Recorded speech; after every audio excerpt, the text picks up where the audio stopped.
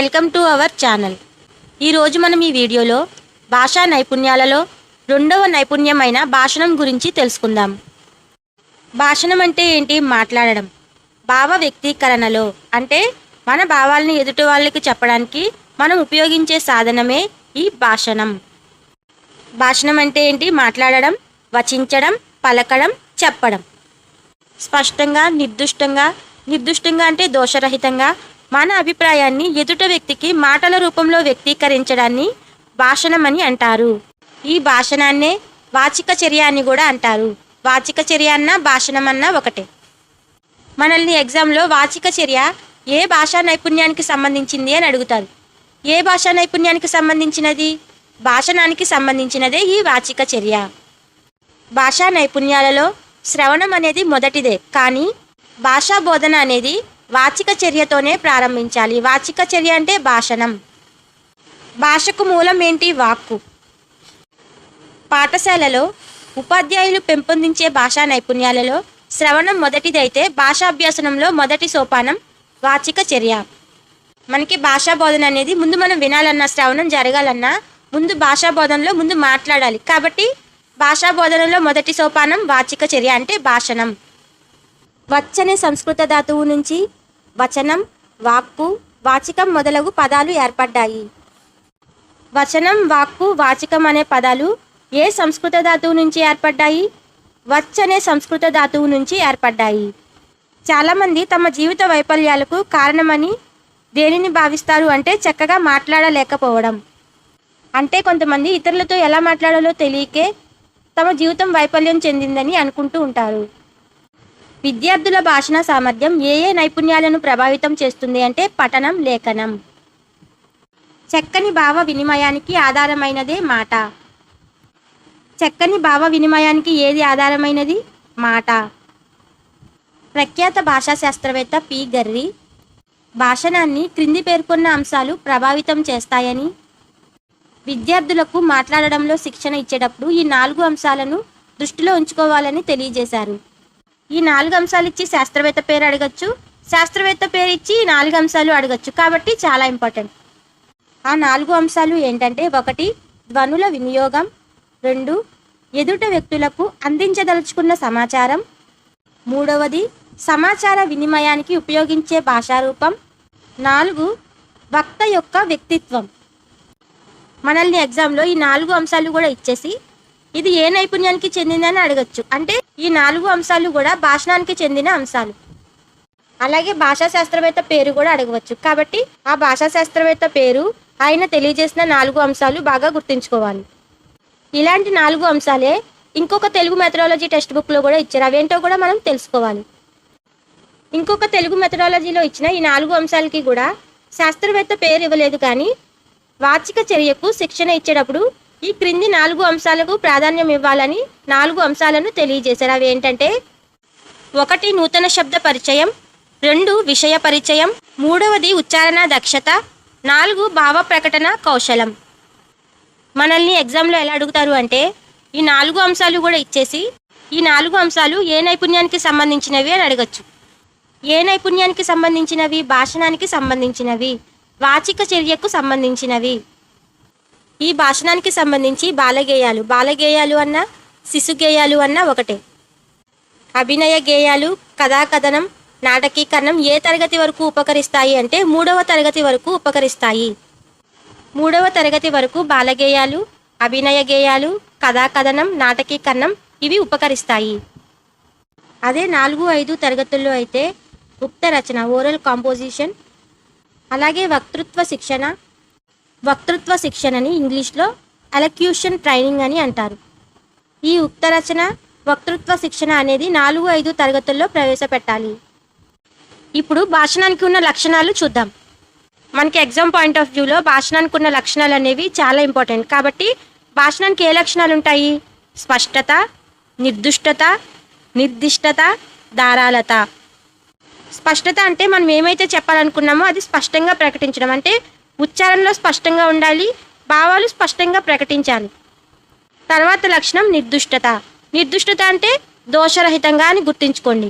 తగినంత వరకే మాట్లాడాలి, దోషరహితంగా మాట్లాడాలి. దీన్నే నిర్దుష్టత అని అంటారు. భాషణానికి ఉన్న మరొక లక్షణం నిర్దిష్టత. నిర్దిష్టత అంటే మనం మాట్లాడేది ఖచ్చితంగా ఉండాలి, అలాగే విషయానికి సంబంధించినదై ఉండాలి. భాషా లక్షణాలలో మరొక లక్షణం ధారాళత. ధారాళత అంటే ఏంటంటే మనం మాట్లాడేటప్పుడు తడబాటు లేకుండా విషయాన్ని విశ్లేషిస్తూ మాట్లాడాలి. భాషణానికి ఎన్ని లక్షణాలు ఉన్నాయి? ఒకటి స్పష్టత, నిర్దుష్టత, నిర్దిష్టత, ధారాళత. స్పష్టత అంటే మనం మాట్లాడేటప్పుడు స్పష్టంగా మాట్లాడాలి, ఉచ్చారణ స్పష్టంగా ఉండాలి. నిర్దుష్టత అంటే ఏంటంటే దోషరహితంగా అని గుర్తుంచుకోవాలి. నిర్దుష్టత అంటే దోషరహితంగా, నిర్దిష్టత అంటే ఖచ్చితంగా విషయానికి సంబంధించినదై మాట్లాడాలి. ధారాళత అంటే ఏంటంటే భాషించేటప్పుడు అంటే మాట్లాడేటప్పుడు తడబాటు లేకుండా మాట్లాడాలి. ప్రాథమిక స్థాయిలో స్పష్టంగా మాట్లాడాలి, ఉచ్చారణ దోషాలు లేకుండా మాట్లాడాలి, భావదోషాలు లేకుండా మాట్లాడాలి, ధైర్యంగా మాట్లాడాలి, నిర్దిష్టంగా విషయంపై మాట్లాడాలి. ఇందాకడేగా మనం తెలుసుకున్నాము, నిర్దిష్టత అంటే ఖచ్చితంగా ఉండాలి, విషయానికి సంబంధించినదై ఉండాలి. అదే నిర్దిష్టత అయితే దోషరహితంగా ఉండాలి. కాబట్టి ప్రాథమిక స్థాయిలో స్పష్టంగా, ఉచ్చారణ దోషాలు లేకుండా, భావదోషాలు లేకుండా, ధైర్యంగా, నిర్దిష్టంగా విషయంపై మాట్లాడాలి. అదే ప్రాథమికోన్నత స్థాయి అయితే ధారాళంగా మాట్లాడాలి, సమతౌల్యంగా మాట్లాడాలి, ఊనిక స్వరభేదం పాటిస్తూ మాట్లాడాలి, సందర్భోచితంగా మాట్లాడాలి, హావభావయుక్తంగా మాట్లాడాలి, సభాకంపం లేకుండా మాట్లాడాలి. మనకి చాలా ఇంపార్టెంట్. ప్రాథమికోన్నత స్థాయిలో ఎలా మాట్లాడాలి? ధారాళంగా మాట్లాడాలి, సమతౌల్యంగా, ఊనిక స్వరభేదం పాటిస్తూ, సందర్భోచితంగా, హావభావయుక్తంగా, సభాకంపం లేకుండా మాట్లాడాలి. అదే ఉన్నత స్థాయి అయితే భావానికి తగిన భాషను ఉపయోగించాలి. అలాగే వాచికాభినయం, ఆంగికాభినయంతో మాట్లాడాలి. భావానికి తగిన భాషను ఉపయోగించాలి, వాచికాభినయం, ఆంగికాభినయంతో మాట్లాడాలి. ఉన్నత స్థాయిలో సామెతలు, నుడికారాలు, జాతీయాలు అవసరమైన సందర్భాలలో ఉపయోగిస్తూ మాట్లాడాలి. అలాగే స్వాభావికంగా మాట్లాడాలి, ప్రభావశీలంగా కూడా మాట్లాడాలి, ఆలంకారికంగా మాట్లాడాలి, సభ్యతను పాటిస్తూ మాట్లాడాలి, భావానుక్రమంగా అలాగే విమర్శనాత్మకంగా మాట్లాడాలి. ఉన్నత స్థాయిలో ఎలా మాట్లాడాలి? భావానికి తగిన విధంగా భాషను ఉపయోగించాలి, వాచికాభినయం, ఆంగికాభినయంతో మాట్లాడాలి, సామెతలు, నుడికారాలు, జాతీయాలు ఉపయోగించాలి, స్వాభావికంగా మాట్లాడాలి, ప్రభావశీలంగా కూడా మాట్లాడాలి, ఆలంకారికంగా మాట్లాడాలి, అలాగే సభ్యతను పాటిస్తూ మాట్లాడాలి, భావానుక్రమంగా విమర్శనాత్మకంగా మాట్లాడాలి. ప్రాథమిక స్థాయి, ప్రాథమికోన్నత స్థాయి, ఉన్నత స్థాయి. ఈ 3 స్థాయిల్లో ఎలా మాట్లాడాలో మనం ఇప్పుడు వరకు తెలుసుకున్నాం. నండూరి రామకృష్ణమాచార్యులు భాషణానికున్న ప్రాధాన్యతను తెలియజేస్తూ ప్రగతి గీతలో ఈ విధంగా తెలియజేశారు. వాక్కుకున్న పదును వాడి కత్తికి లేదు, మార్చగలదు మాట మనిషి మనసు, జారవలదు నోరు జాగ్రత్త జాగ్రత్త, శబ్దములకు కలదు గొప్ప శక్తి. ఈ విధంగా నండూరి రామకృష్ణమాచార్యులు భాషణానికి ఉన్న ప్రాధాన్యతను తెలియజేశారు. అదేవిధంగా అచ్చా స్వేచ్ఛాజీవి, చర్చకు చోటిచ్చావు అని వ్యాఖ్యానించిన వారు శ్రీశ్రీ. అదేవిధంగా వేమన ఏమన్నారంటే, వాక్కు వలన గలుగు పరమగు మోక్షంబు, వాక్కు వలన గలుగు పరమగు మోక్షంబు అని ఎవరు అన్నారు అంటే వేమన అన్నారు. వాగ్భూషణమే భూషణమని ఎవరు తెలియజేశారు అంటే భర్తృహరి తెలియజేశారు. పిల్లలు భాషించే సందర్భాలు: 1 కుటుంబం, 2 పాఠశాల, 3 సమాజం. భాషణానికి ప్రధానమైనది ఉచ్చారణ. భాషణానికి ప్రధానమైనది ఏమిటి? ఉచ్చారణ. భాషించేటప్పుడు అంటే మాట్లాడేటప్పుడు 2 రకాల అభినయాలకి చోటు ఉంటుంది. అవేంటంటే 1 వాచికాభినయం, 2 ఆంగికాభినయం.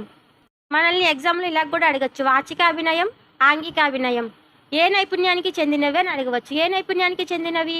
భాషణానికి చెందినవి. వాచికాభినయం అంటే ఏంటంటే మాట్లాడేటప్పుడు భావానుగుణమైన స్వరభేదం పాటిస్తే దానినే వాచికాభినయం అని అంటారు. అంటే మనం మాట్లాడేటప్పుడు స్వరభేదాన్ని పాటిస్తూ మాట్లాడితే దానినే వాచికాభినయం అని అంటారు. 2వది ఆంగికాభినయం. ముఖ భంగిమల్లో మార్పుతో కరచరణాల ద్వారా అభినయించడాన్ని ఆంగికాభినయం అని అంటారు. ఆంగికాభినయం అంటే ఏంటి? మాట్లాడేటప్పుడు ముఖ కవలికల్లో, శరీరంలో హావభావాలను చూపిస్తూ మాట్లాడడం. వాచికాభినయం అంటే మాట్లాడేటప్పుడు స్వరభేదం పాటిస్తూ మాట్లాడడం. ఆంగికాభినయం అంటే మనం మాట్లాడేటప్పుడు ముఖ కవలికలు అలాగే శరీరంలో హావభావాలను చూపిస్తూ మాట్లాడడం. ఇప్పుడు ఈ భాషణ నైపుణ్యాన్ని ఎలా పెంపొందించాలో తెలుసుకుందాం. ఈ భాషణం అనే నైపుణ్యాన్ని అన్ని దశల్లో ఒకే విధంగా పెంపొందించలేము కాబట్టి ప్రాథమిక దశలో ఎలా పెంపొందించాలి, ప్రాథమికోన్నత దశలో ఎలా పెంపొందించాలి, ఉన్నత దశలో ఎలా పెంపొందించాలో తెలుసుకుందాం. ప్రాథమిక దశలో సంభాషణలు, బాలగేయాలు, వీటినే శిశు గేయాలు అంటారు. అలాగే అభినయ గేయాలు, కథాకథనం, భాషా క్రీడలు ఆడించాలి. అలాగే స్వాగతం అంటే తన గురించి తను మాట్లాడేలా చేయాలి. ఈ ప్రాథమిక దశలో పిల్లల్లో ఉన్న సిగ్గును భయాన్ని పోగొట్టడానికి ఉపాధ్యాయులు చిన్న చిన్న ప్రశ్నావళి లాంటివి అడగాలి. చిన్న చిన్న ప్రశ్నలు అడగాలి. ఈ సంభాషణలో భాగంగా వాళ్ళతో చిన్న చిన్న ప్రశ్నలు అడిగి వాళ్ళకి గృహ వాతావరణాన్ని కల్పించాలి. పిల్లలు పాఠశాలకు రాకముందు అలాగే చేరిన తర్వాత కూడా వాళ్ళు ఏమన్నా నేర్చుకోవాలి అంటే సంభాషణల ద్వారానే నేర్చుకుంటారు. ఈ సంభాషణ అనేది చాలా ముఖ్యమైనది. పిల్లలతో వారి ఇంటిలోని జంతువులు, పక్షులు, మొక్కలు, తల్లిదండ్రుల పుట్టినరోజుల గురించి అలాగే చిన్న చిన్న సంభాషణలు చెప్పించి పూర్వ భాషలోని దోషాలను సవరించాలి. ఉపాధ్యాయుడు పిల్లలతో మాట్లాడేటప్పుడు పిల్లలు ఏదైనా ఒక పదాన్ని తప్పుగా మాట్లాడినప్పుడు ఆ పదాన్ని అలా పలకకూడదు, ఇలా పలకాలి అని ఉపాధ్యాయుడు సరిచేయాలి. కనీసం 3 నుంచి 4 మాసాలు విద్యార్థుల భాషణాన్ని చక్కదిద్దడానికి సమయాన్ని కేటాయించాలి. చిన్నపిల్లలు మాట్లాడుకునే స్వేచ్ఛ లేని బడి వ్యర్థమని అన్నది కృష్ణకుమార్. చిన్నపిల్లలు మాట్లాడుకునే స్వేచ్ఛ లేని బడి వ్యర్థమన్నది కృష్ణకుమార్. ప్రాథమిక స్థాయిలో భాషణాన్ని పెంపొందించే వాటిలో తర్వాత వచ్చేసి బాలగేయాలు, వీటినే శిశు గీతాలు అని కూడా అంటారు. తెలిసిన విషయం నుంచి తెలియని విషయానికి అనే మనోవిజ్ఞాన శాస్త్ర సూత్రాన్ని అనుసరించి పాఠశాలకు వచ్చిన విద్యార్థికి చెప్పే అంశమే బాలగేయాలు, వీటినే శిశు గీతాలు అని అంటారు. మనకి పాయింట్ చాలా ఇంపార్టెంట్ చూడండి. తెలిసిన విషయం నుండి తెలియని విషయానికి అనే మనోవిజ్ఞాన సూత్రాన్ని అనుసరించి పాఠశాలకు వచ్చిన విద్యార్థికి చెప్పే అంశమే బాలగేయాలు. ఇవి శబ్దం, లయ ప్రధానమైన గేయాలు. మళ్ళీ మళ్ళీ పాడడానికి అనువుగా ఉండే గేయాలే ఈ బాలగేయాలు. ఇవి శబ్దం, లయ ప్రధానమైనవి. భావానికంటే శబ్దానికి ఎక్కువ ప్రాధాన్యం ఉండే గేయాలే ఈ బాలగేయాలు. వీటిలో శబ్దానికి ఎక్కువ ప్రాధాన్యత ఉంటుంది. ఈ శిశు గీతాలు లేదా బాలగేయాలను వినిపించడం ద్వారా అయితే శ్రవణ నైపుణ్యం పెంపొందించబడుతుంది. వినిపించడం ద్వారా శ్రవణ నైపుణ్యం అయితే పాటించడం ద్వారా భాషణ నైపుణ్యం అనేది పెంపొందించబడుతుంది. భాషణ నైపుణ్యం అలాగే ఉచ్చారణ అనేది పెరుగుతుంది. ఈ బాలగేయాలు లేదా శిశు గీతాల వలన నూతన పదాలు పరిచయమై పదజాలాభివృద్ధి అనేది జరుగుతుంది. ఈ బాలగేయాలు లేదా శిశు గీతాలను జట్లలో పాడతారు కాబట్టి పిల్లలు వాళ్ళకి సంఘీభావం అనేది పెరుగుతుంది. తర్వాత ప్రాథమిక స్థాయిలో భాషణాన్ని పెంపొందించే మరొక చర్య అభినయ గేయాలు. అభినయాన్ని జోడిస్తూ లయబద్ధంగా పాడే గేయాలనే అభినయ గేయాలు అని అంటారు. ఈ అభినయ గేయాల్లో భావం అంటే అర్థం అనేది ప్రధానమైనది. వాచికాభినయంతో పాటు ఆంగికాభినయం చేస్తూ పాడే గేయాలనే అభినయ గేయాలు అని అంటారు. ఇలా అభినయం చేస్తూ పాడటం వలన చేతులు, కాళ్ళు, ముఖం కదలికతో పాటు విద్యార్థుల్లో ఆనందం, ఆసక్తి, విజ్ఞానంతో పాటు ఆరోగ్యం కూడా పెంపొందించబడుతుంది. ఈ అభినయ గేయాల వల్ల పిల్లల్లో ఒక కొత్త ఉత్సాహం వస్తుంది. అలాగే వాళ్ళకి ఆత్మవిశ్వాసం అనేది పెరుగుతుంది. ప్రాథమిక దశలో భాషణాన్ని పెంపొందించే చర్యలో మరొక చర్య కథాకథనం. కథాకథనంలో కథ అంటే ఏంటంటే అందులోని విషయం. కథనం అంటే ఆ కథని చక్కని హావభావాలతో అందంగా చెప్పడం. కథ అంటే అందులోని విషయం, కథనం అంటే ఆ కథను చక్కగా హావభావాలతో అందంగా చెప్పడం. కథాకథన పద్ధతి అంటే ఏంటంటే ముందు ఉపాధ్యాయుడు కథలను చెప్పి పిల్లల చేత తిరిగి చెప్పించడాన్నే కథాకథన పద్ధతి అని అంటారు. కథాకథన పద్ధతి అంటే ఏంటి? ఉపాధ్యాయుడు కథలను చెప్పి పిల్లల చేత తిరిగి చెప్పించడాన్నే కథాకథన పద్ధతి అని అంటారు. ఈ కథాకథనం వల్ల విద్యార్థుల్లో కథన శక్తి, కల్పన శక్తి, సృజనాత్మక శక్తులు అలవడతాయి. భాషణాన్ని పెంపొందించడానికి అతి ముఖ్యమైన చర్య ప్రశ్నావళి, అంటే ప్రశ్నలు అడగడం. కథాకథనం అంటే ఏంటంటే ఉపాధ్యాయుడు కథను చెప్పి తిరిగి విద్యార్థులచే చెప్పించడాన్నే కథాకథనం అని అంటారు. కథను పుస్తకం చూడకుండానే చెప్పాలి. అలాగే కథను ఎలా చెప్పాలి అంటే ప్రత్యక్ష పద్ధతిలోనే చెప్పాలి. కథలంటే అందరికీ ఇష్టమే కదా. ఆబాల గోపాలమును అలరించు ప్రక్రియే కథ. దీనివల్ల పిల్లల్లో జ్ఞాపక శక్తి పెరుగుతుంది. అలాగే శ్రవణ నైపుణ్యం పెరుగుతుంది, ఆలోచన శక్తి పెరుగుతుంది. ఇలా అనేక నైపుణ్యాలు అభివృద్ధి చెందుతాయి. మరి 1-2 తరగతులలో ఎలాంటి కథలను చెప్పాలి అంటే కాల్పనికతకు, ఊహకు, భావానికి ప్రాధాన్యం గల కథలను చెప్పాలి. 1-2 తరగతుల్లో కాల్పనికతకు, ఊహకు, భావానికి ప్రాధాన్యం ఉన్న కథలను చెప్పాలి. మరి 3, 4, 5 తరగతుల్లో పిల్లలకి పేదరాశి పెద్దమ్మ కథలు, గాంధర్వ కథలు ఇటువంటి కథలు 3, 4, 5 తరగతుల వారికి చెప్పాలి. ప్రాథమిక స్థాయిలో భాషణాన్ని పెంపొందించే మరొక చర్య భాషా క్రీడలు. మన భాషా బోధన కార్యకలాపాలను క్రీడలుగా మార్చి ఆడించడాన్నే భాషా క్రీడలు అని అంటారు. వీటికి ఉదాహరణ చెప్పాలి అంటే అంత్యాక్షరి, పద క్రీడలు, వాక్య క్రీడలు, పద కేలి, మాటల తమాషా ఇటువంటివన్నీ ఇందులో ఉంటాయి. ప్రాథమిక దశలో భాషణాన్ని పెంపొందించే మరొక చర్య స్వాగతం. స్వాగతం అంటే తనను గురించి తను మాట్లాడించడం. తనను గురించి మాట్లాడించడాన్నే స్వాగతం అని అంటారు. స్వాగతం అంటే ఏంటంటే తనలో తాను మనస్సులో ఇతరులకు వినపడని విధంగా మాట్లాడుకోవడం. అయితే ఉపాధ్యాయుడు ఏం చేయాలి అంటే పిల్లల్ని తమ జీవితాన్ని గురించి అలాగే తమ జీవితంలో జరిగిన కొన్ని విషయాల గురించి, జరగబోయే విషయాల గురించి మాట్లాడడానికి ఉపాధ్యాయులు పిల్లలకి కొంచెం అవకాశం అలాగే స్వేచ్ఛ ఇవ్వాలి. ఇలా భాషణాన్ని సమవయస్కులతో పరస్పర చర్యలు చేయడం, బడిలో అనుభవాల గురించి, వస్తువుల గురించి మాట్లాడించడం, బొమ్మల గురించి మాట్లాడించడం, అలాగే బొమ్మల్లో తమను ఊహించుకోవడం, కనుగొనడం, వివేచించడం, జరగబోయేది ఊహించడం మొదలగు కార్యక్రమాల ద్వారా భాషణాన్ని పెంపొందించవచ్చు. ఇప్పటి వరకు మనం ప్రాథమిక దశలో భాషణాన్ని ఎలా పెంపొందించాలి అనేది తెలుసుకున్నాం. ప్రాథమిక దశలో భాషణాన్ని పెంపొందించే చర్యలు సంభాషణలు, బాలగేయాలు, అభినయ గేయాలు, కథా కథనం, భాషా క్రీడలు, స్వాగతం. ఇప్పుడు భాషణాన్ని ప్రాథమికోన్నత దశలో ఎలా పెంపొందించాలో చూద్దాం. ఈ ప్రాథమికోన్నత దశనే మాధ్యమిక దశ అని కూడా అంటారు. మరి భాషణాన్ని ఈ ప్రాథమికోన్నత దశలో పెంపొందించే చర్యలు ఏంటంటే నాటకీకరణ, అలాగే వర్ణించడం, అలాగే ఉక్త రచన. ఉక్త రచననే వక్తృత్వ శిక్షణ అని కూడా అంటారు. ఇవి ప్రాథమికోన్నత దశలో భాషణాన్ని పెంపొందించే చర్యలు. ముందుగా నాటకీకరణం అంటే ఏంటో తెలుసుకుందాం. నాటకీకరణం అంటే ఏంటంటే విద్యార్థుల చేత నాటకంలో ప్రదర్శింపజేయడం. ఇలా విద్యార్థులతో నాటకాల్లో ప్రదర్శింపచేసి వాళ్ళల్లో వాచికాభినయం ద్వారా నాటకీయతను సాధించవచ్చు. ఈ నాటకీకరణ ప్రధాన ఉద్దేశం ఏంటంటే భాషాభివృద్ధి. భాషను అభివృద్ధి చేయడమే ఈ నాటకీకరణ యొక్క ప్రధాన ఉద్దేశం. దీనివల్ల పిల్లల్లో స్టేజ్ ఫియర్ అనేది పోతుంది, అంటే సభాకంపం అనేది తొలగిపోతుంది. అలాగే పాత్రోచితమైన హావభావాలను వాళ్ళు ఏర్పరచుకుంటారు. మనకి టెక్స్ట్ బుక్లో కొన్ని సంభాషణలతో కూడిన పాఠాలు ఉంటాయి. ఇటువంటి సంభాషణలతో కూడిన పాఠాలను ఈ విధంగా నాటకంలో ప్రదర్శింప చేయడం వల్ల వాళ్ళలో వాచికాభినయం ద్వారా నాటకీయతను అనేది మనం సాధించవచ్చు. ఈ ప్రాథమికోన్నత దశ లేదా మాధ్యమిక దశలో భాషణాన్ని పెంపొందించే మరొక చర్య వర్ణన. దీనినే వర్ణించడం అని కూడా అంటారు. వర్ణించడం అంటే మనకి తెలుసు, మనం ఏదైనా చూసిన దృశ్యాన్ని కానీ ఏదైనా కార్యక్రమాన్ని కానీ దాన్ని మన మాటల్లో చెప్పడం. దాన్ని మనం చూసింది చూసినట్టు కళ్ళకు కట్టినట్టు వేరే వాళ్ళకి చెప్పడం. ప్రకృతి దృశ్యాలను వర్ణించడం, పాఠశాల కార్యక్రమాలను వర్ణించడం, విజ్ఞాన యాత్రలను, విహారయాత్రలను, వాటి విశేషాలను వర్ణించి చెప్పడం ద్వారా ఈ భాషణాన్ని పెంపొందించవచ్చు. ఈ ప్రాథమికోన్నత దశ లేదా మాధ్యమిక దశలో భాషణాన్ని పెంపొందించే మరొక చర్య ఉక్త రచన. ఉక్త రచననే వక్తృత్వ శిక్షణ అని కూడా అంటారు. ఇది చాలా ఇంపార్టెంట్. ఉక్త రచన అనగానే తెలిసిన వాళ్ళు మాత్రం ఇది భాషణానికి సంబంధించిందని అర్థం చేసుకుంటారు. కానీ కొంతమంది ఉక్త రచన అంటే లేఖనానికి సంబంధించిందని పొరపాటు పడే అవకాశం ఉంది. ఎందుకంటే ఉక్త రచనలో రచన ఉందని కొంతమంది లేఖనానికి సంబంధించిందని అనుకునే అవకాశం ఉంది. కాబట్టి ముందుగా ఉక్త రచన అంటే ఏంటో తెలుసుకోండి. ఉక్తి అంటే మాట, రచన అంటే కూర్పు, మాటల కూర్పు. ఏదైనా ఒక అంశం గురించి కనీసం 2-3 నిమిషాల పాటు ఎలాంటి తడబాటు లేకుండా సొంత వాక్యాలలో ధారాళంగా మాట్లాడడాన్ని వక్తృత్వం లేదా ఉక్త రచన అని అంటారు. దీన్ని బట్టి ఉక్త రచన అంటే ఏంటో మనకు అర్థమైంది కదా, మాట్లాడడం. వక్తృత్వం అనగా మాట్లాడడం.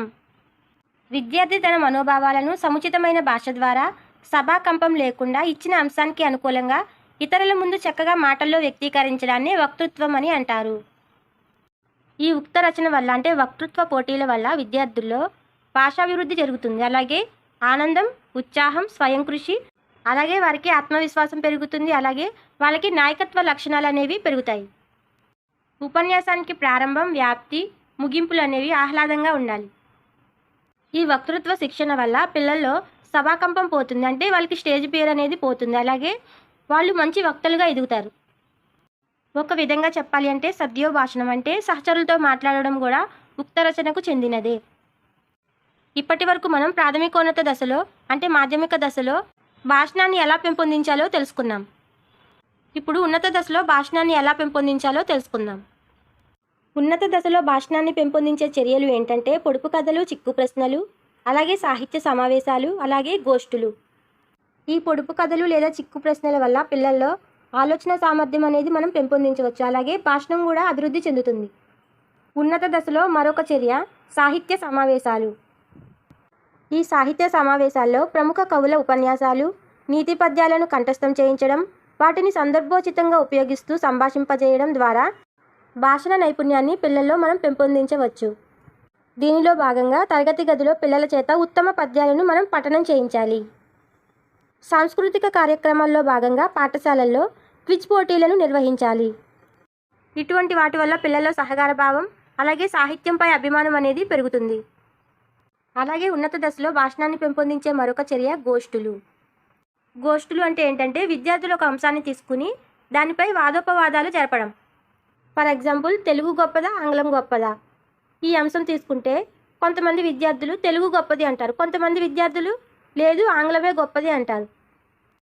మనకి మాత్రం తెలుగు భాష గొప్పది, ఎందుకంటే మన మాతృభాషలోనే మనం ఏదైనా ఈజీగా నేర్చుకోవచ్చు. కాబట్టి మన మాతృభాష అయినా తెలుగే గొప్పది. ఇలా ఒక అంశం గురించి వాదోపవాదాలు చేయడం ద్వారా కూడా భాషణాన్ని పెంపొందించవచ్చు. ఈ గోష్ఠులు అనేది ఉన్నత దశ విద్యార్థులకు వాచిక చర్యాభివృద్ధి కోసం చేపట్టే చర్యల్లో ఇది చివరిది. ఉన్నత దశ పిల్లల్లో వాచిక చర్యాభివృద్ధి అంటే భాషణాన్ని పెంపొందించడానికి చేపట్టే చర్యల్లో చివరిదేది గోష్ఠులు. అలాగే ఇది ముఖ్యమైనది, చివరిది అలాగే ముఖ్యమైనది. ఇక్కడితో భాషణాన్ని పెంపొందించే చర్యలు ప్రాథమిక దశలో ఎలా ఉంటాయి, ప్రాథమికోన్నత దశలో ఎలా ఉంటాయి, ఉన్నత దశలో ఎలా ఉంటాయో మనం తెలుసుకున్నాం. అయితే ఇప్పుడు భాషా ప్రయోగశాల గురించి తెలుసుకుందాం. విద్యా సాంకేతిక శాస్త్రం భాషా బోధనకు అందించిన ఒక వరమే భాషా ప్రయోగశాల. విద్యా సాంకేతిక శాస్త్రం భాషా బోధనకు అందించిన ఒక వరం వంటిదే ఈ భాషా ప్రయోగశాల. మాతృభాష కాని వారు కూడా మరొక భాషను నేర్చుకోవడానికి ఉపయోగపడేదే ఈ భాషా ప్రయోగశాల. ఈ భాషా ప్రయోగశాల వల్ల పెంపొందించే భాషా నైపుణ్యాలు ఏవి అని అడుగుతారు. శ్రవణం, భాషణం. ఈ భాషా ప్రయోగశాల వల్ల పెంపొందించే భాషా నైపుణ్యాలు శ్రవణం, భాషణం. భాషను ప్రయోగపూర్వకంగా నేర్పించడానికి ఉపకరించేదే ఈ భాషా ప్రయోగశాల. ఈ భాషా ప్రయోగశాలలో 3 విభాగాలు ఉంటాయి. అవి ఏంటంటే, ఒకటి వినడానికి ఉపయోగించే గది, దీన్నే వినికిడి బూతు అని కూడా అంటారు. రెండవది సలహాదారు గది, దీన్ని సలహాదారు బూతు అని అంటారు. మూడవది కంట్రోల్ గది, దీన్ని కంట్రోల్ రూమ్ అని అంటారు. మనకి భాషా ప్రయోగశాలలో ఎన్ని విభాగాలు ఉన్నాయి? 3 విభాగాలు ఉన్నాయి. అవి వినడానికి ఉపయోగించే గది, సలహాదారు గది, కంట్రోల్ గది. ఈ 3 కూడా భాషా ప్రయోగశాలలోని విభాగాలు. ముందుగా మనం వినడానికి ఉపయోగించే గది గురించి తెలుసుకుందాం. ఈ వినడానికి ఉపయోగించే గదిలో ఒక్కో ప్రయోగశాలలో 20 మంది విద్యార్థులు ఒకేసారి అభ్యాసాలను కొనసాగించే వీలు ఉంటుంది. ఇందులో ఒక్కో విద్యార్థికి ఒక్కో వినికిడి బూత్ అనేది ఉంటుంది. ప్రతి విద్యార్థికి ఒక బల్ల, ఒక కుర్చీ, సలహాదారుతో మాట్లాడడానికి వీలుగా ఒక ఫోను, చెవిలో పెట్టుకుని వినడానికి ఇయర్ ఫోన్స్ అనేవి ఉంటాయి. అలాగే విద్యార్థికి అవసరమైన టేపును కంట్రోల్ రూమ్ నుంచి నేరుగా వినడానికి, తన మాటలను రికార్డ్ చేయడానికి, తాను వినే రికార్డును ఆపి వెనక్కి తిప్పి మళ్ళీ వినేందుకు అవసరమైన స్విచ్లు ఉంటాయి. ప్రతి విద్యార్థి కోసం నిర్ణయించిన ఈ గది వేరే ఎవరి సహాయం లేకుండా తనంతటా తానే నేర్చుకునే ఏర్పాట్లు అనేవి ఉంటాయి. అవసరమైనప్పుడు సలహాదారుని సంప్రదిస్తూ తగిన సలహాలు, సూచనలు పొందడానికి వీలుండే గదే ఈ వినడానికి ఉపయోగించే గది. భాషా ప్రయోగశాలలో 2వ విభాగం సలహాదారు గది, దీనినే కన్సోల్ అని కూడా అంటారు. ఈ గదిలో సలహాదారు కూర్చుని విద్యార్థులతో నేరుగా మాట్లాడడానికి కావలసిన ఫోన్ సౌకర్యం అనేది ఉంటుంది. వేరువేరు వినికిడి గదుల్లో కూర్చుని అభ్యాసాలు చేసే విద్యార్థులకు కోరిన టేపులను వినిపించే స్విచ్ ఉండే గదే ఈ సలహాదారు గది. అసలు ఈ విద్యార్థులు ఏ టేపుల్ని వింటున్నారో కూడా తెలుసుకోవడానికి సలహాదారుకు కూడా స్విచ్లు ఉంటాయి. అలాగే సలహాదారు తాను కోరిన ఒక విద్యార్థితోనే నేరుగా మాట్లాడడానికి ఇంటర్కమ్ అనేది ఉంటుంది. మనల్ని ఎగ్జామ్లో ఈ విధంగా అడగచ్చు. ఎలా అంటే, అందరినీ ఉద్దేశించి సూచనలు ఇవ్వడానికి, ఏదైనా అంశం వివరించడానికి, ప్రకటన చేయడానికి వీలుండే అన్ని స్విచ్లు ఉండే గది ఏది అని అడుగుతారు. ఏ గది? కన్సోల్. కన్సోల్నే సలహాదారు గది అని కూడా అంటారు. కన్సోల్ అన్నా సలహాదారు గది అన్నా ఒకటే. మనల్ని ఎగ్జామ్లో ఈ విధంగా కూడా అడగచ్చు. ఎలా అంటే, భాషా ప్రయోగశాలలో మాస్టర్ టేపులు ప్లే చేయడానికి, విద్యార్థులతో నిరంతర సంబంధం మరియు నియంత్రణ కలిగి ఉండడానికి ఏర్పాటు ఉన్న గదిని ఇలా పిలుస్తారు. ఎలా పిలుస్తారు అంటే కన్సోల్. కన్సోల్ అన్నా సలహాదారు గది అన్నా ఒకటే. తర్వాత భాషా ప్రయోగశాలలో 3వ విభాగం ఏంటంటే కంట్రోల్ రూమ్. ఈ కంట్రోల్ రూమ్లో ఏముంటాయి అంటే మాస్టర్ టేపులు, ప్రధాన టేపులు రికార్డ్ చేసే రికార్డర్, విద్యార్థులు కోరిన టేపుల్ని వినిపించే యంత్రాలు ఉంటాయి. ఇక్కడితో భాషా ప్రయోగశాల అంటే ఏంటి, భాషా ప్రయోగశాలలో ఉన్న 3 విభాగాల గురించి తెలుసుకున్నాం. ఇప్పుడు భాషణ దోషాలు లేదా వాగ్రూప దోషాలు లేదా వాగ్ దోషాల గురించి తెలుసుకుందాం. అంటే పిల్లలు మాట్లాడేటప్పుడు ఎలాంటి దోషాలు చేస్తారు, భాషణం జరిగేటప్పుడు ఎలాంటి దోషాలు జరుగుతాయి అనేది తెలుసుకుందాం.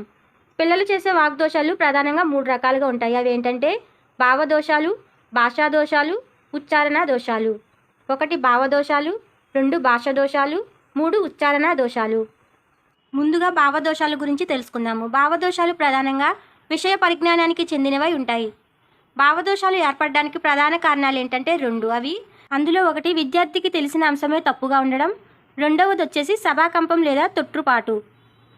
తెలిసిన అంశమే తప్పుగా ఉండడం అలాగే సభాకంపం వల్ల కూడా భావదోషాలు ఏర్పడతాయి. విద్యార్థుల్లో భావదోషాలు ఎలా ఏర్పడతాయి అంటే విషయ పరిజ్ఞాన లోపం వల్ల అలాగే అవగాహన లోపం వల్ల ఈ భావదోషాలు అనేవి విద్యార్థుల్లో ఏర్పడతాయి.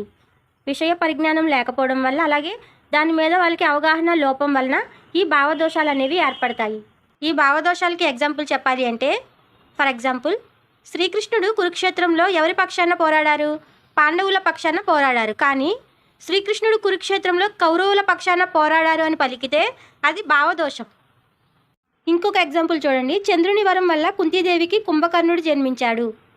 ఇది కరెక్ట్ కాదు, ఎందుకంటే సూర్యుడి వరం వల్ల కుంతీదేవికి కర్ణుడు జన్మిస్తాడు కాబట్టి ఇది కరెక్ట్ కాదు. ఇందులో కూడా భావదోషం అనేది ఉంది. అలాగే పోతన ఆదికవి, మన ఆదికవి ఎవరు, నన్నయ్య. కానీ ఇక్కడ పోతన ఆదికవి అన్నారంటే అక్కడ భావదోషం అనేది ఉంది. ఇలా ఒక విషయాన్ని తప్పుగా చెప్పడం అనేది భావదోషం అవుతుంది. అయితే ఈ భావదోషం ఎలా ఏర్పడుతుంది అంటే ఆ విషయం మీద వాళ్ళకి పరిజ్ఞానం లేనప్పుడు అలాగే ఆ విషయం మీద వాళ్ళకి అవగాహన లేనప్పుడు ఇటువంటి భావదోషం ఏర్పడుతుంది. భాషణం దోషాలలో తర్వాత దోషం వచ్చేసి భాషా దోషాలు, 2వ దోషం వచ్చేసి భాషా దోషాలు. సింపుల్గా గుర్తుంచుకోండి, భాషా దోషం అంటే భాషలో దోషం ఉంటే అది భాషా దోషం. అనగా ఒక విద్యార్థి కాలభేదములు కానీ వాక్య నిర్మాణం కానీ తెలియకపోవడం వల్ల చేసే దోషాన్నే భాషా దోషం అని అంటారు. కర్మ, క్రియ, లింగం, వచనం, కాలం, నామవాచకం, విశేషణం, విభక్తి, సమాసం మొదలైన వాటిని సరిగ్గా గుర్తించకుండా మాట్లాడితే ఏర్పడే దోషాలనే భాషా దోషాలు అని అంటారు. సరిగ్గా సంధి చేయకపోవడం, వైరి సమాసాలు కూడా భాషా దోషాల కిందకే వస్తాయి. ఫర్ ఎగ్జాంపుల్ నేను రేపు ఢిల్లీ వెళ్ళి తిని, లేకపోతే నేను రేపు ఢిల్లీ వెళ్ళాను, ఇలా పలకకూడదు. ఎందుకంటే రేపు నేను ఢిల్లీ వెళ్తాను అనాలి కానీ వెళ్ళాను అనకూడదు. కాబట్టి ఇది ఒక భాషా దోషం. మనం రేపు ఢిల్లీ వెళ్తాను అని అనవచ్చు, లేకపోతే నేను రేపు ఢిల్లీ వెళ్ళాలి అనొచ్చు. కానీ నేను రేపు ఢిల్లీ వెళ్ళాను అంటే అది భాషా దోషం అనేది అవుతుంది. మీరు బాగున్నావా అంటే అది కూడా భాషా దోషం. ఎందుకంటే మీరు బాగున్నారా అని అనాలి కానీ మీరు బాగున్నావా అని అనకూడదు. కాబట్టి ఇది కూడా ఒక భాషా దోషమే. ఈ భాషా దోషాలు ఏర్పడడానికి కారణాలు 1 సభాకంపమైన ఉండవచ్చు, లేకపోతే భాష నేర్చుకున్నప్పుడు వాళ్ళు ఎవరి దగ్గర అయితే భాషను నేర్చుకున్నారో వాళ్ళకి భాషా జ్ఞానం సరిగ్గా లేకపోవడం అయినా అయి ఉండవచ్చు. భాషణం దోషాలలో 3వ దోషం ఉచ్చారణ దోషాలు. ఈ ఉచ్చారణ దోషాలు అనేవి కొంచెం జాగ్రత్తగా సవరించవలసిన దోషాలు. మనకి ఉచ్చారణ దోషాలు ఏర్పడడానికి ప్రధాన కారణాలు 4. అవి ఉచ్చారణ దోషాలు ఏర్పడడానికి ప్రధాన కారణాలైన 4 ఏమిటంటే అందులో మొదటిది వాగ్గింద్రియ లోపం లేదా ధ్వనుల స్థాన కరణ ప్రయత్నాలు సరిగ్గా తెలియలేకపోవడం, 2వది వచ్చేసి వాగ్గింద్రియాలలో పరిపక్వత లేకపోవడం, 3 పరిసర ప్రభావం శ్రద్ధ. ఇది తల్లిదండ్రుల అశ్రద్ధ కూడా ఉండవచ్చు. ఈ 4 చాలా ఇంపార్టెంట్. ఉచ్చారణ దోషాలు ఏర్పడడానికైతే ప్రధాన కారణాలు 4. మరి ఉచ్చారణ దోషాలను ప్రధానంగా ఎన్ని రకాలుగా చెప్పవచ్చు? ఏర్పడడానికి కారణాలైతే 4. ఉచ్చారణ దోషాలు ప్రధానంగా ఎన్ని రకాలుగా ఉంటాయి అంటే 5 రకాలుగా ఉంటాయి. ఈ ఉచ్చారణ దోషములు అత్యంత ప్రమాదకరమైన వర్ణక్రమ దోషములుగా రూపాంతరం చెందుతాయి. ఇవి 5 రకాలు. అవి 1 వేగోచ్చారణ దోషం, 2 సమవేగ రాహిత్యం, 3 సమస్వర రాహిత్యం, 4 ధారాళంగా మాట్లాడలేకపోవడం, 5 ధ్వనులను మార్చడం లేదా తారుమారు చేయడం. వేగోచ్చారణ దోషం అంటే ఏంటంటే విద్యార్థి మొదటి నుండి కూడా వేగంగా మాట్లాడడం, అంటే వినేవాళ్ళు స్పష్టంగా అనుసరించలేనంత వేగంగా మాట్లాడడం, అంటే ఏం చెప్తున్నారో అర్థం చేసుకోలేనంత వేగంగా మాట్లాడడం. ఈ వేగోచ్చారణ దోషానికి ప్రధాన కారణం ఏంటంటే భయం. అలాగే తాను మాట్లాడే విషయంపై సరైన అవగాహన లేనప్పుడు అలాగే ఆత్మవిశ్వాసం లేనప్పుడు కూడా ఇలాగా వేగంగా మాట్లాడతారు. దీనినే వేగోచ్చారణ దోషం అని అంటారు. తర్వాత ఉచ్చారణ దోషం వచ్చేసి సమవేగ రాహిత్యం. సమవేగ రాహిత్యం అంటే విద్యార్థి తన మాటలు మొదట నిదానంగా ప్రారంభించి క్రమక్రమంగా వేగాన్ని పెంచటం, ఇంకా వాక్యం పూర్తయ్యేపటికి పూర్తిగా అస్పష్టంగా మాట్లాడడం. మాట్లాడేటప్పుడు మొదటిగా నెమ్మదిగా మొదలుపెట్టి పోను పోను వేగం ఎక్కువ చేసి మళ్ళీ చివరిలో మళ్ళీ అస్పష్టంగా అర్థవంతంగా మాట్లాడే దోషమే ఈ సమవేగ రాహిత్యం. ఈ ఉచ్చారణ దోషాన్నే సమవేగ రాహిత్యం అని అంటారు. తర్వాత ఉచ్చారణ దోషం వచ్చేసి సమస్వర రాహిత్యం. సమస్వర రాహిత్యం మనకి పేరులోనే ఉంది కదా, స్వరం అంటే కంఠస్వర స్థాయి మొదట అందరికీ వినపడేటట్లు మాట్లాడి క్రమక్రమంగా తగ్గించడం. మనం ఇప్పుడు చెప్పుకున్న 3 దోషాలు వేగోచ్చారణ దోషం, సమవేగ రాహిత్యం, సమస్వర రాహిత్యం. వీటిని నివారించడానికి ఉపాధ్యాయుడు సరైన విషయావగాహనని పిల్లలకి కల్పించాలి. మనకి ఇంకా 2 దోషాలు ఉన్నాయి, కానీ ఈ వేగోచ్చారణ దోషం, సమవేగ రాహిత్యం, అలాగే సమస్వర రాహిత్యం ఈ 3 దోషాలు నివారించడానికి ఉపాధ్యాయుడు పిల్లలకి ఆ విషయంపై అవగాహన కల్పించాలి. అంటే విద్యార్థులకు సరైన విషయ అవగాహన కల్పించాలి.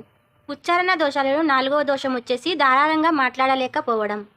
ధారాళంగా మాట్లాడాలంటే ముందు ఆ విషయంపై మనకి సరైన అవగాహన ఉంటే మనం ధారాళంగా మాట్లాడతాం. లేకపోతే ఒకే విషయాన్ని పదే పదే పలుమార్లు అనేది మనం చెప్తాం. కాబట్టి ఒక విద్యార్థి ఒకే పదమును పలుమార్లు ఉచ్చరించడం లేదా అసంబద్ధ పదజాలం ఉపయోగించడం అనేది ఉచ్చారణ దోషాల్లో 4వ దోషమైన ధారాళంగా మాట్లాడలేకపోవడం. ఈ ఉచ్చారణ దోషానికి కారణం వక్తకు భావాలనేవి ఒకదాని వెంట ఒకటి స్ఫురించకపోవడం, అంటే జ్ఞప్తికి రాకపోవడం, అంటే తనకి జ్ఞాపకం ఉండకపోవడం, తగిన భాష ఏది ఉపయోగించాలో తెలియకపోవడం, అలాగే పద సముదాయం జ్ఞప్తికి రాకపోవడం అనేది ఈ దోషానికి కారణం. మరి ఈ దోషాన్ని ఎలా నివారించాలి అంటే, ఈ ధారాళంగా మాట్లాడలేని దోషాన్ని ఎలా నివారించాలి అంటే, ఉపాధ్యాయుడు విద్యార్థులకు విషయాన్ని ఒక క్రమమైన పద్ధతిలో అమర్చి ఇవ్వాలంటే ఒక సక్రమైన పద్ధతిలో విషయాన్ని అమర్చి విద్యార్థులకు ఇవ్వాలి. ఉచ్చారణ దోషాలలో తర్వాత దోషం వచ్చేసి ధ్వనులను తారుమారు చేయడం.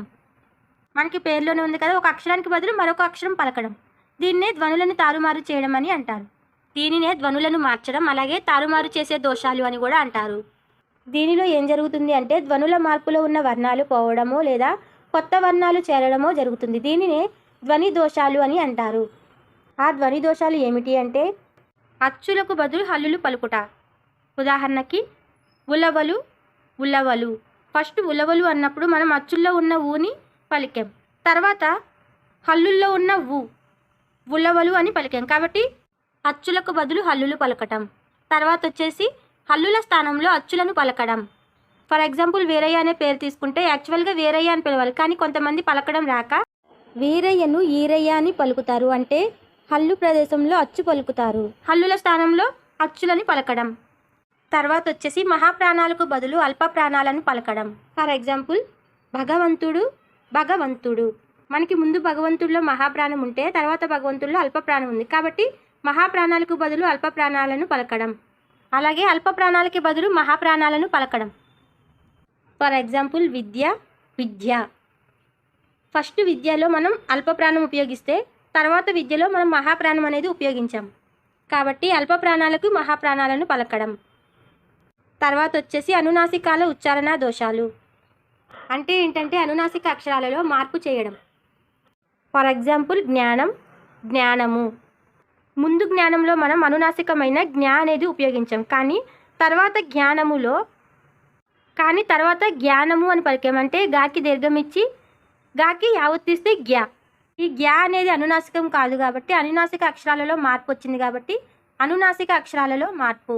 తర్వాత వచ్చేసి చ, ష, స, ష. చ, ష, స, ష అనేవి ఒకదానికి బదులు మరొకటి పలకడం. చ, ష, ష, సాలలో ఒకదానికి బదులు మరొకటి పలకడం. ఫర్ ఎగ్జాంపుల్ అశోకుడు, అశోకుడు. ఫస్ట్ అశోకుడులో షాకి ఓత్వం ఇస్తే షో, కానీ తర్వాత అశోకుడు అని పలికామంటే సాకి ఓత్వం ఇస్తే సో. కాబట్టి ఈ విధమైన వాటిని ష, ష, సాలలో ఒకదానికి బదులు మరొకటి పలకడం అని అంటారు. తర్వాత సంయుక్తాక్షరాలను ద్విత్వాక్షరాలుగా పలకడం. సంయుక్తాక్షరము అంటే ఏంటంటే ఒక హల్లు కింద వేరొక హల్లు వచ్చి చేరడం. ద్విత్వాక్షరము అంటే ఒక హల్లు కింద అదే హల్లు వచ్చి చేరడం. ఫర్ ఎగ్జాంపుల్ హరిశ్చంద్రుడు. హరిశ్చంద్రుడులో షాకి చావొత్తు వచ్చింది, దీన్ని హరిశ్చంద్రుడు. ఇక్కడ చాకి చావొత్తు వచ్చిందంటే సంయుక్తాక్షరాలను ద్విత్వాక్షరాలుగా పలకడం. తర్వాత వచ్చేసి ద్విత్వాక్షరాలను సంయుక్తాక్షరాలుగా పలకడం. ఫర్ ఎగ్జాంపుల్ పచ్చి పులుసును పక్షి పులుసుగా పలకడం. మనకి పచ్చి పులుసులో ద్విత్వాక్షరం ఉంటే పక్షి పులుసులో సంయుక్తాక్షరం అనేది ఉంది. ద్విత్వాక్షరం అంటే సేమ్ ఒక హల్లుకి అదే హల్లు వచ్చి చేరుతుంది, సంయుక్తాక్షరం అంటే ఒక హల్లుకి వేరొక హల్లు వచ్చి చేరుతుంది. తర్వాత వచ్చేసి లా అలాలను సరిగ్గా పలకలేకపోవడం. ఫర్ ఎగ్జాంపుల్ కళ కళ. తర్వాత వచ్చేసి అక్షరాలను దాటవేయడం. దీనికి ఒక ఎగ్జాంపుల్ చెప్పాలి అంటే సహజంగా అని పలకకుండా సహజంగా అని పలకడం. మహారాజుని మహారాజు అని పలకకుండా మహారాజు అని పలకడం అంటే ఒక అక్షరాన్ని దాటవేయడం. తర్వాత వచ్చేసి వర్ణ మార్పిడి దోషాలు. వీటినే వర్ణ వ్యత్యయం అని కూడా అంటారు. ఈ వర్ణ మార్పిడి దోషాలకి ఒక ఎగ్జాంపుల్ చూడండి. మనకి పేరులోనే ఉంది కదా, ఒక వర్ణాన్ని మార్పిడి చేయడం అంటే ఒక వర్ణాన్ని అటు ఇటు తారుమారు చేయడం. నవ్వులాటను నవ్వుటాలా అని పలకడం. ఈ విధంగా వర్ణాలు మార్పిడి చేసి పలకడాన్నే వర్ణ మార్పిడి దోషాలు అని అంటారు. నెక్స్ట్ వచ్చేసి వర్ణాగమ దోషాలు. ఈ వర్ణాగమ దోషాలకు ఒక ఎగ్జాంపుల్ చూడండి. కోలాటాన్ని కోలాటకం అని పలకడం, కోలాటంను కోలాటకం అని పలకడం. వర్ణాగమ దోషాలు అంటే మనకి పేర్లోనే ఉంది, ఒక వర్ణం అదనంగా వచ్చి చేరడం. నెక్స్ట్ వచ్చేసి రకారమునకు బదులు లకారమును పలకడం, రకారముకు బదులు లకారమును ఉచ్చరించడం. దీనికి ఒక ఉదాహరణ చెప్పాలి అంటే రామారావు లామా లావు. రా ఉండవలసిన ప్లేస్లో లా పలుకుతున్నారు కాబట్టి ఇలాంటిది ఇంకొకటి రాధా లాదా. రా ప్లేస్లో లా పలుకుతున్నారు. నెక్స్ట్ వచ్చేసి హల్లులతో కూడిన అచ్చులను మార్పు చేసి పలకడం. దీనికి ఒక ఉదాహరణ చెప్పాలంటే రాత్రి రేత్రి. తర్వాత వచ్చేసి తుదలు చివరలను త్రుంచి వేయడం. దీనికి ఒక ఉదాహరణ చెప్పాలంటే నీ పేరేమిటి. కొంతమంది నీ పేరేమిటి అనరు, నీ పేరేం అంటారంటే లాస్ట్లో టీని తుంచేస్తారు. ఇంకొక ఎగ్జాంపుల్ చూడండి. కొంతమంది వచ్చినాడు అనకుండా వచ్చినాడ్ అంటారు. అంటే వచ్చినాడులో డూని సరిగ్గా పలకకుండా ఆ డూని సగమే పలుకుతారు కాబట్టి ఇది కూడా ఒక దోషమే. అలాగే కొన్ని పదాలను తప్పుగా ఉచ్చరించడం కూడా ఒక దోషమే. ఫర్ ఎగ్జాంపుల్ బ్రాహ్మణుడు అని పలకకుండా బ్రాహ్మణుడు అని పలకడం. ఈ వీడియోలో మనం భాషణానికి సంబంధించి కంప్లీట్ ఇన్ఫర్మేషన్ అనేది మనం తెలుసుకున్నాం.